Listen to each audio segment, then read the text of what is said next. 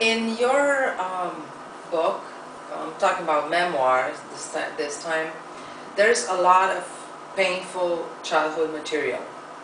Now, what would you suggest parents, what do they have to do in order for their children to have a healthy childhood?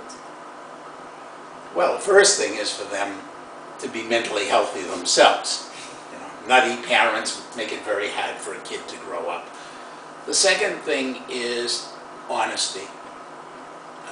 As a therapist over the years and also as a novelist, the thing that has always struck me is how often parents basically are not only lying to their children but to themselves. They're not really willing to talk about what's real. For example, you have a young kid and you come to somebody like me and I say, well, your kid needs to know about sexuality.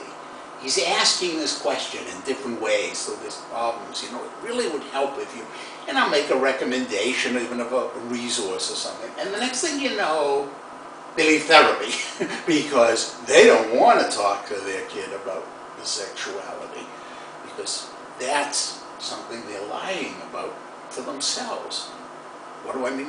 They don't want to admit that maybe they're really into sex, or maybe they're afraid to admit that they're really not that good at sex.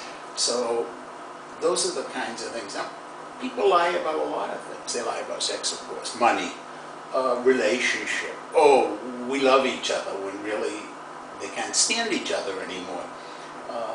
And then they lie to the kids about the kids themselves. Oh, we love you. There's nothing wrong with you.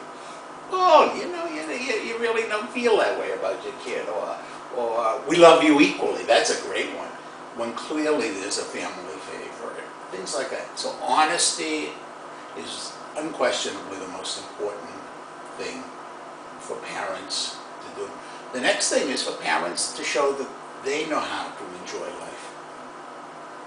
Why should a kid listen to a parent if the parent isn't enjoying his or her life? If the best you have to offer me is to be miserable in your example, why should I listen to you? I'll go find somebody else to listen to. And the third thing, I think, is that parents have to make it clear to their kids that they want their kids to be happy. An awful lot of parents, especially once the kid gets into school, they forget about the kid being happy. Just do your homework. Homework's important, but if the kid doesn't believe, again, if the kid doesn't believe mom and dad want me to be happy, why would the kid listen to and believe all the other things that the parent is saying about what it means to be an adult, what values you should have? And I think that those are probably the most important things.